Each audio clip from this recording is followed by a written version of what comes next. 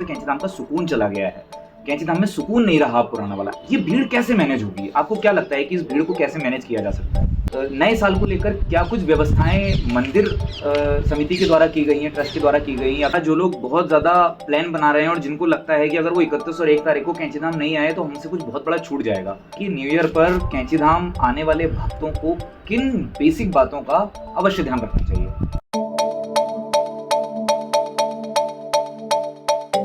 नमस्कार, आप सभी लोगों को हम दोनों की तरफ से जय श्री राम। बहुत सारे भक्त देश दुनिया भर से इस समय नीम करोली बाबा के दर्शन करने के लिए कैंचीधाम आ रहे हैं। नया साल आ रहा है, यहाँ पर भक्तों का तांता लगने वाला है, लेकिन एक भी ऐसा ऑथेंटिक पॉडकास्ट आपको नहीं मिलेगा जो बाबा महाराज के बारे में और इस यात्रा के बारे में आपको भरी पूरी जानकारी देगा। तो आज मेरे साथ हैं हनुमान दास जी, जिनको आप पहले से ही जानते होंगे, मुझे पूरी उम्मीद है। आज हम इनसे कुछ सवाल पूछेंगे और आपने अगर ये पॉडकास्ट एंड तक देख लिया तो आप ज्ञान के भंडार से भर जाएंगे, मेरा बस ये बात आप मान लीजिए। तो हम सवालों की श्रृंखला शुरू करते हैं और हनुमान दास जी से कुछ सवाल पूछते हैं। हनुमान दास जी, सबसे पहले तो आपका स्वागत है अमृत मंथन के इस नीम करोली बाबा को लेकर सबसे ऑथेंटिक पॉडकास्ट में। सबसे पहला मेरा सवाल यही है कि नया साल आने वाला है, तो बाबा की किन शिक्षाओं को हमें एज अ रिजोल्यूशन याद किया जाना चाहिए? मैं बता देता हूँ कि हम भक्त बहुत बार रेजोल्यूशन लेते हैं जब 31 जा रहा होता है और जब नया साल आने वाला होता है, तो इस बार क्यों ना हम बाबा की शिक्षाओं को एज अ रेजोल्यूशन लें। तो आप क्या कहना चाहेंगे? सबसे पहले तो मैं आपको और बाबा के सभी भक्तों को जय सिया राम कहूँगा। और बहुत अच्छा सवाल आपने पूछा कि हम सभी कैंचीधाम आते हैं और हम लोग के अंदर ही इच्छा रहती कि यार बाबा हमारे ऊपर कृपा करें और बाबा से हमारा कनेक्शन बने। लेकिन हमें ये याद रखना पड़ेगा कि कनेक्शन कैसे बनेगा। क्या सिर्फ कैंचीधाम आने से कनेक्शन बन जाएगा या सिर्फ कैंचीधाम आके वीडियो बनाने से, फोटो खिंचाने से कनेक्शन बन जाएगा? नहीं, कनेक्शन तो तभी बनेगा जब पूर्ण शरणागति होगी। और जब आप बाबा की बात को फॉलो करेंगे तो धीरे धीरे आपका कनेक्शन भी होगा, कृपा बरसेगी। फिर आपको बहुत सारे कर्म कांड में पढ़ने की जरूरत नहीं है। बाबा ने कभी कहा भी नहीं कर्म कांड में पढ़ने के लिए। तो मैं यही कहूँगा कि कुछ रिजोल्यूशन ऐसे होने चाहिए कि पहला, कि आप जो भी काम कर रहे हैं सुबह से शाम तक, उस काम के दौरान जब आपको समय मिलता है तो आप राम राम का जाप करिए। बिल्कुल, सबसे इम्पोर्टेंट। हाँ, तो जैसे मान लीजिए आप अपने ऑफिस जा रहे हैं मेट्रो में या अपनी पर्सनल कैब में या बस में, स्कूटी में, तो आप बैठे हैं खाली, तो आप राम राम का जाप करते हुए जा सकते हैं। उसके बाद जब आप वहाँ से वापस आ गए शाम को, घर वालों के साथ आपने सारा समय बिता लिया, फिर सोने के पहले थोड़ा सा सत्संग सुन लीजिए। बिल्कुल, भगवत गीता से जुड़ा कोई अध्याय सुन लीजिए, है ना। तीसरी चीज, आप जो भी काम कर रहे हैं उससे जो भी आपके पास पैसा आ रहा है, तो उस पैसे से आप हर महीने गौशाला में कुछ कंट्रीब्यूट कर दीजिए। अभी जाड़े का मौसम चल रहा है तो कंबल वितरण कर सकते हैं, 10-5 लोगों को रोज चाय पिला सकते हैं। तो किसी तरह से लोगों की अगर आप सेवा करेंगे, स्वाध्याय करेंगे, सत्संग सुनेंगे, नाम जप करेंगे, तो फिर आपका तो उद्धार होगा और बाबा से कनेक्शन ही बनेगा और कृपा ही बरसेगी। तो नए साल में कम से कम कुछ नहीं है तो इतना तो जरूर करें कि नाम जप और लोगों की सेवा, ये 2 चीज तो जरूर करें। तो अपने भक्तों से हम यही कहना चाहेंगे, अपने नहीं, हम नीम करोली बाबा के भक्तों से यही कहना चाहेंगे कि एज अ रिजोल्यूशन वो इस बार बाबा महाराज की शिक्षाओं को प्राप्त करें और बाबा महाराज के करीब पहुंचने की अधिक से अधिक कोशिश करें। मेरा दूसरा सवाल यही है कि क्योंकि न्यू ईयर करीब है और 25 दिसंबर के बाद बहुत सारे राज्यों में वेकेशन हो जाते हैं, स्कूल की छुट्टी पड़ जाती हैं, तो कैंचीधाम का क्रेज इस समय देश दुनिया भर में है, तो बहुत सारे पर्यटक या फिर कहें तीर्थयात्री यहाँ पर आने वाले हैं। आप भक्तों को बताइए कि कैंचीधाम में क्या न्यू ईयर के दौरान कोई परंपरा, कुछ अनुष्ठान ऐसे करवाए जाते हैं या फिर नॉर्मल ही सब रहता है? देखिए, नीम करोली बाबा के समय से ही उनके मंदिरों में कुछ भी विशेष अनुष्ठान, यज्ञ, पूजा पाठ की कोई अलग परंपरा नहीं है। जो सामान्य सुबह शाम को आरती होती है वो आरती होगी, चाहे वो दिवाली का मौका हो, चाहे वो होली का मौका हो, चाहे वो नवरात्रि हो, चाहे वो नया साल हो। तो और वैसे भी ये तो विदेशियों का नया साल है, हमारा तो जो नया साल आता है वो आपको पता ही है कि अब जो चैत्र में होगा तब होगा। तो ऐसा कुछ विशेष नहीं है, लेकिन हाँ इतना ज़रूर है कि क्योंकि नया साल है, एक तरह नई से ऊर्जा है, नई लोगों के ऊर्जा मन है, में। तो भारी तादाद में लोग आएंगे। हम्म। तो ऐसा विशेष कोई अनुष्ठान वगैरह तो नहीं होगा, लेकिन हाँ ये जरूर है कि काफी भीड़ आने की उम्मीद है कैंची धाम में। इसकी इस बात से हमें एक चीज और पता लगती है कि बहुत सारे भक्त कंफ्यूज रहते हैं कि हमें वहां पर हमें यज्ञ कराना है, क्योंकि दुनिया भर के जो मंदिर हैं वहां पर जब भक्त जाते हैं तो चढ़ावा होता है, बहुत सारी चीजें होती हैं। लेकिन हम एक बार ये भी क्लियर कर देते हैं कि कैंची धाम के मंदिर में किसी भी तरीके का यज्ञ अनुष्ठान आप नहीं करा सकते। वहां पे किसी भी तरीके का चढ़ावा इस तरीके का नहीं होता है। प्रसाद में आप शायद फिर भी कंट्रीब्यूट कर सकते हैं। आप ज्यादा इसमें प्रकाश डालना चाहेंगे? हाँ, इस बारे में यही कहूंगा कि जैसे मान ले जाए आपको अगर कुछ मंदिर को कंट्रीब्यूट करना है तो मंदिर के ऑफिस में आप जाइए। बिल्कुल। और मंदिर के ट्रस्ट के लोगों ने प्रॉपर व्यवस्था बनाई हुई है कि आपको जो भी डोनेशन करना है वहाँ रसीद प्राप्त कर सकते हैं डोनेट करके। वहाँ बिल्कुल दान authentic पात्र तरीके से दान पात्र वहाँ रखे हुए हैं, उसमें हम डाल सकते हैं। आप अपनी तरफ से चना, घी, तेल, चीनी ये सब अपने घर से ले जाकर वहाँ दे सकते हैं। तो व्यवस्थाएं हैं, व्यवस्थाओं के अनुसार चलेंगे तो फ्रॉड और स्कैम से बचेंगे। वैसे आपने मेरे अगले सवाल का उत्तर इसी सवाल में दे दिया है, लेकिन मैं फिर भी पूछना चाहूंगा कि नया साल आ रहा है, बहुत ज़्यादा भीड़ आएगी, हमने इस बारे में चर्चा भी की है, लेकिन नए साल को लेकर क्या कुछ व्यवस्थाएं मंदिर समिति के द्वारा की गई हैं, ट्रस्ट के द्वारा की गई हैं, या फिर शासन प्रशासन के द्वारा की गई हैं? इसमें हम गाइडलाइंस पर भी बात कर सकते हैं, क्योंकि मैं कहीं पढ़ रहा था कि अभी वहाँ पर शटल सेवा भी शुरू होने वाली है भवाली से, शायद 31 और 1 तारीख के लिए। तो आप थोड़ा अगर उस पर रोशनी डालना चाहेंगे। तो बहुत इम्पोर्टेंट चीज़ है कि ये जो पूरा जो व्यवस्थाएं बनाई गई हैं इसको हमें फॉलो करना चाहिए ताकि दूसरे को असुविधा ना हो। बिल्कुल। तो पुलिस प्रशासन सबसे बड़ी जो चुनौती से निपट रहा है वह है कि भीड़। हाँ, इतनी ज़्यादा भीड़ आ रही है कैंची धाम में कि जाम की समस्या हो जा रही है, 6-6 घंटे 5-5 घंटे जाम लग जा रहा है। तो इसी से निपटने के लिए पहला काम तो ये किया गया है कि 31 और 1 तारीख को आप अपने प्राइवेट वाहन से कैंची धाम नहीं आ सकते। आपको पहले ही रोक दिया जाएगा, पार्किंग में आपकी गाड़ी खड़ी कर दी जाएगी और फिर शटल सेवा यानी किसी दूसरी प्राइवेट टैक्सी से आपको कैंची धाम ले जाया और वापस अपनी जहाँ पर पार्किंग में आपकी गाड़ी खड़ी करी होगी वहाँ पर छोड़ दिया जाएगा। दूसरी चीज ये है कि आपको ये ध्यान देना है कि आप वीकेंड मतलब 31 और 1 को तो ये है ही सेवा। बिल्कुल। 31 और 1 के अलावा वीकेंड पर भी जब तक भीड़ आएगी तब तक शटल सेवा चलेगी। तो कोशिश कीजिए 31 और 1 को आप अपने घर पे रहकर अच्छे से नया साल मनाइए और फिर उसके बाद असुविधा ना हो इसलिए तब कैंची धाम आइए, क्योंकि बाबा तो साल भर आपके पास हैं, आपके भीतर हैं। तो अगर हर आदमी नया साल कैंची धाम मनाने के लिए सोचेगा तो देखिए कितनी व्यवस्था हो जाएगी, हर चीज़ को संभालने की एक क्षमता होती है। तो मैं तो यही रिकमेंड करूंगा कि आप वीक डेज में आइए कैंची धाम और बाबा के अच्छे दर्शन कीजिए। ये जो जवाब था ये उन भक्तों के लिए भी था जो लोग बहुत ज़्यादा प्लान बना रहे हैं और जिनको लगता है कि अगर वो 31 और 1 तारीख को कैंची धाम नहीं आए तो हमसे कुछ बहुत बड़ा छूट जाएगा।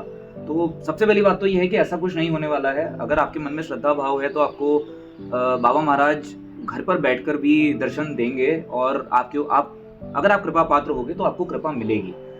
इससे जुड़ा हुआ एक और सवाल मुझे ध्यान आता है, मैंने नोट किया हुआ था कि कैंची धाम में चूंकि भीड़ बहुत ज़्यादा बढ़ गई है इस समय, और लोग ये भी कहते हैं, आप में से बहुत सारे लोग सोचते होंगे कि भीड़ बढ़ गई जिस वजह से कैंची धाम का सुकून चला गया है, कैंची धाम में सुकून नहीं रहा पुराना वाला। ऐसा बहुत सारे लोग कमेंट्स करते हैं, बहुत सारे लोग बताते हैं, बहुत सारे लोगों से मिलना जुलना होता है, आपका भी हमारा भी, लोग कहते हैं कि सुकून चला गया है। तो ये भीड़ कैसे मैनेज होगी? आपको क्या लगता है कि इस भीड़ को कैसे मैनेज किया जा सकता है?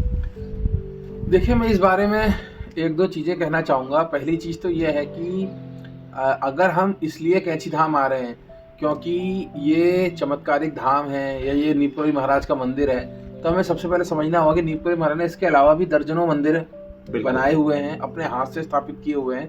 तो अगर हम वहाँ पर भी जाएंगे तो पूरी कृपा मिलेगी, बात नंबर 1। तो जैसे मैं आपके वीडियो के माध्यम से बताना चाहूँगा कि कैंची धाम तो आप आ ही रहे हैं, लेकिन अगर आप लखनऊ में रहते तो आप हनुमान सेतु मंदिर जा सकते हैं, वहाँ भी बाबा ने ही स्थापना करी है। आप नीम करौरी जो फर्रुखाबाद में, वहाँ जा सकते हैं। आप दिल्ली में जौनापुर, मेहरौली जा सकते हैं। आप ऋषिकेश में जा सकते हैं। आप वृंदावन में जा सकते हैं। आप गुजरात में जा सकते हैं, मोरबी बवनिया करके जगह है। तो अगर आप के घर के पास दिल्ली या लखनऊ या वृंदावन या ऋषिकेश या गुजरात है और आप वहाँ पर इंदौर में, महाराष्ट्र में जो बाबा के मंदिर है वहाँ जाके दर्शन करेंगे तो आपको वही कृपा मिलेगी। और अगर हनुमान जी का भी कोई मंदिर आपके निकट है, अगर आप बहुत दूर रहते हैं, आपके पास वो व्यवस्था नहीं है कि आप इन जगहों पर जा सकें, हनुमान जी का कोई मंदिर है, प्रभु श्री राम का कोई मंदिर है, क्योंकि बाबा को तो वही नाम प्रिय है। बिल्कुल बिल्कुल। तो जब आप उन जगहों पे जाओगे तो अपने आप आपको कृपा प्राप्त होगी। और जब लोग जो एकदम से सारे के सारे कैंची धाम आ रहे हैं वो बाकी बाबा के मंदिरों में भी जाएंगे, बिल्कुल। तो अगर जो भीड़ एक डाइवर्ट हो जगह आई थी वो जाएगी। डाइवर्ट हो जाएगी। पहली चीज तो मैं ये कहूंगा। दूसरी चीज का क्या है मंथन जी की मैं ये महसूस करता हूँ कि हर किसी को मतलब थोड़ा सा चीजों का ध्यान रखना चाहिए कि जैसे आपको पता है जी कि ये टूरिस्ट सीजन आए जी, पहाड़ों में, इसके बाद टूरिस्ट सीजन आ जाएगा सीधा आपका मान लीजिए मई जून में, गर्मियों में, छुट्टियों तो में थोड़ा उस समय अगर आप अवॉइड करें, हम्म, आप कोशिश करें कि जुलाई अगस्त में आ जाएं या फिर उसके बाद या सितंबर अक्टूबर में, क्योंकि में आ जुलाई अगस्त जाएं, बारिश का थोड़ा है ना, बना रहता है। या अभी फरवरी मार्च में आ जाएं, बिल्कुल तो बिल्कुल। थोड़ा सा ऑफ सीजन देखेंगे, थोड़ा प्लानिंग करेंगे तो उस भीड़ को कंट्रोल किया जा सकता है मेरे जी। हिसाब में। इसके बाद मेरे जहन में एक बहुत ही बेसिक सा सवाल आता है कि न्यू ईयर पर कैंची धाम आने वाले भक्तों को किन बेसिक बातों का अवश्य ध्यान रखना चाहिए? देखिए कुछ 3-4 बातें हैं, अगर उसका आप ध्यान रखेंगे तो आप परेशान नहीं होंगे। पहली बात तो इतना ही है कि देखिए न्यू ईयर पे अगर आप आ ही रहे हैं तो भीड़ तो होगी, तो भीड़ से बचने के लिए आप थोड़ा सा और हर आदमी चाहेगा कि मैं सुबह ही जाके दर्शन करूं बाबा के, तो थोड़ा लेट निकलिए, लगभग दिन में 1-1.5 बजे समय को मैनेज हाँ, करिए। थोड़ा दिन में 1-1.5 बजे के आसपास जी। निकलिए कि सुबह सुबह जो दर्शन करने वाले होंगे भीड़ छट जाएगी। बिल्कुल। तो दोपहर में थोड़ा निकलेंगे 1-1.5 बजे के आसपास, तो थोड़ा शायद भीड़ कम हो सकती है, बाकी तो मैं कोई गारंटी नहीं ले सकता क्योंकि भीड़ तो बहुत आ रही है। दूसरी चीज ये है कि जब आप वहां जाएं तो ठंड बहुत ज्यादा है, बर्फबारी की संभावनाएं भी चल रही हैं, कपड़े वगैरह, तो प्रॉपर गर्म कपड़े अपना पैक करके ले जाएं। तीसरी चीज, अगर आपके साथ छोटे बच्चे आ रहे हैं तो उसका भी ध्यान दें। हनुमान दास जी, नए साल को लेकर जितने भी सवाल थे मैंने आपसे किए, और हमारे जितने भी दर्शक हैं, बाबा महाराज के जितने भी भक्त हैं, उन लोगों तक जानकारी बिल्कुल पहुंची होगी। एक बहुत ही इम्पोर्टेंट सवाल है जो मेरे जहन में काफ़ी समय से था, मैं आपसे पूछता हूँ, आप अपनी राय रखिएगा उस पर, कि अगर आधुनिक सुविधाओं को हम प्रशासन अगर लाता है, जैसे रोपवे रिलेटेड या फिर कुछ भी मंदिर में या फिर कोई भी आधुनिक सुविधाएं आती हैं, तो क्या ये परंपराओं से दूर ले जाएगा हमें? पहली चीज़, पहला पार्ट सवाल का। और दूसरा पार्ट ये है कि अभी तक किन किन सुविधाओं की कमी थी जो अब पूरी हो चुकी हैं? देखिए इसका तो मैं बहुत ही छोटा सा जवाब दूंगा, जी। संक्षिप्त उत्तर दूंगा कि देवभूमि उत्तराखंड है और वहाँ पर जो भी लोग संत तपस्या करने आते थे या फिर एक तरह से जो भक्त लोग भी मानसिक शांति के लिए आते थे, तो उनका कहीं ना कहीं पर्पस बहुत सीधा सा होता था कि हमें मानसिक सुकून मिले। ये मानसिक सुकून कैसे मिलेगा? जब तक आप तप त्याग तपस्या नहीं करेंगे नहीं मिलेगा। लग्जरी के चक्कर में आप अगर आएंगे तो आपको चीज़ें नहीं होंगी। तो अगर कोई मंदिर वैष्णो देवी पर है या कोई मंदिर अपना मान लीजिए सूर्य मंदिर है ऊंचे पहाड़ों में अल्मोड़ा में, या जागेश्वर धाम है, या आपका एक तरह से बिनसर महादेव मंदिर है, केदारनाथ मंदिर है, हाट कालिका मंदिर है, या कैची धाम भी है, तो ये सब ऊंचे स्थानों पे, दुर्गम स्थानों पे इसलिए होता है कि वहाँ पर आपको थोड़ा सा तप तपस्या करके आप वहाँ पहुँचे और आपको एक शांति शक्ति की अनुभव हो। लेकिन अगर हर जगह आपको लग्जरी चाहिए, आपको हर जगह एरोप्लेन चाहिए, मल्टी लेवल पार्किंग चाहिए, पिज्जा हट का वहाँ पर एक सेंटर चाहिए, इस तरह की चीज़ें चाहिए, तो फिर आपको क्या अनुभूति होगी? तो मेरी नज़र में बहुत ज़्यादा अत्याधुनिक नहीं होना चाहिए। दूसरी चीज़ कि पिछले 50-60 साल से लोग आ रहे हैं, बाबा के पहले से दर्शन कर रहे हैं, सब कुछ कर रहे हैं, तो ऐसा नहीं कि वहाँ कोई बहुत बड़ी दिक्कतें हैं जी। हाँ, बेसिक इतना हो जाए कि ठीक है इतनी भीड़ आ रही है उसके लिए पब्लिक टॉयलेट वॉशरूम बन जाए, हाँ बेसिक है ना, और तो ये बेसिक है। बाकी तो मुझे नहीं लगता कि कोई वहाँ खास पब्लिक टॉयलेट्स का मेरे ख्याल से वो भी रहा है, वो चीज़ें आपको अगर आप बनाना चाहें उसका यह है कि मतलब बीच में कई युवा नेताओं ने वहाँ पर कमिश्नर को और भी लोगों से मिलकर ये बात रखी और उन्हें आश्वासन दिया कि बहुत जल्द वहाँ पर पब्लिक टॉयलेट और वॉशरूम की व्यवस्था हो जाएगी। सुविधाओं पर, नए साल की तैयारियों पर, या फिर कैंची धाम बाबा महाराज को लेकर हमने बहुत सारी बातें की हैं। अब जिस तरफ हम बढ़ रहे हैं वीडियो के अंत की तरफ, और सबसे महत्वपूर्ण पार्ट है इस वीडियो का शायद ये कि हम जिस व्यक्ति से अभी तक बातें कर रहे थे, आप उनको जानते होंगे पहले से ही, हनुमान दास जी उनका नाम है, आप सोशल मीडिया पर भी उनको बहुत समय से फॉलो कर रहे होंगे। मैं बस यही जानना चाहता हूँ आपसे, छोटे छोटे 2 सवाल हैं। पहला सवाल ये है कि आप बहुत ही निडर होकर सारी चीज़ें कर रहे हैं, और जितनी भी बातें होती हैं, जितनी भी आपको आवाज़ बुलंद करनी होती हैं, किसी पर्टिकुलर चीज़ों को लेकर आप सोचते नहीं हैं बहुत ज़्यादा कि आगे कौन है पीछे कौन है, आप प्रमुखता से उन मुद्दों को उठाते हैं, और इसकी वजह से हो सकता है आपको बहुत ज़्यादा प्रोस एंड कॉन्स भी होते होंगे इन चीज़ों के। लेकिन क्या आपको भक्तों को जागरूक करने की जो आपकी पहल है, आप बहुत समय से जो काम कर रहे हैं, इस तरफ वीडियोज़ बनाते हैं सोशल मीडिया पर, इसका फ़ायदा ग्राउंड पर दिखता है? देखिए इसका जवाब मैं 2 पार्ट में देना चाहूँगा कि इसका क्या असर हुआ है। सबसे पहली बात यह है कि जब से मैं वीडियोस बना रहा हूँ तो कुछ 4-5 चीज़ें तो मुझे नज़र आ रही हैं कि जो बदली हैं। जैसे पहले बहुत सारे लोगों को पता नहीं था कैंची धाम कैसे आना है जी, तो अब उनको समझ में आ गया कि हाँ भाई कैसे दिल्ली पहुँचना है, फिर दिल्ली से कहाँ के लिए फ़्लाइट है, कहाँ के लिए बस है, कहाँ के लिए ट्रेन है, कहाँ होटल लेना है और कहाँ से टैक्सी मिलेगी, कहाँ से रेंटेड स्कूटी मिलेगी। तो जी कैंची धाम पहुँचने का रास्ता तो लाखों करोड़ों लोगों तक जानकारी मिल पहुँच गई गया है है। लोगों को। दूसरी बात कि जैसे महाराज जी के इतने भक्त आते थे तो उनको उनके साथ ऑनलाइन कई फ्रॉड होते थे कि ऑनलाइन आश्रम रूम बुकिंग फ्रॉड हो जाता था, लेकिन वहाँ तो आश्रम में रुकने की व्यवस्था नहीं, ऐसा पता जी। चलता था। तो इसके बारे में अवेयरनेस फैली है। उन्हें पता चला कि कोई भी अगर मंदिर के नाम पर पैसा मांग रहा है, कोई भी भंडारा कराने के लिए पैसा मांग रहा है, कोई मंदिर बनाने के लिए अलग जगह से पैसा मांग रहा है, तो ऑनलाइन पैसा नहीं देना, क्योंकि ये 99% फ्रॉड ही है।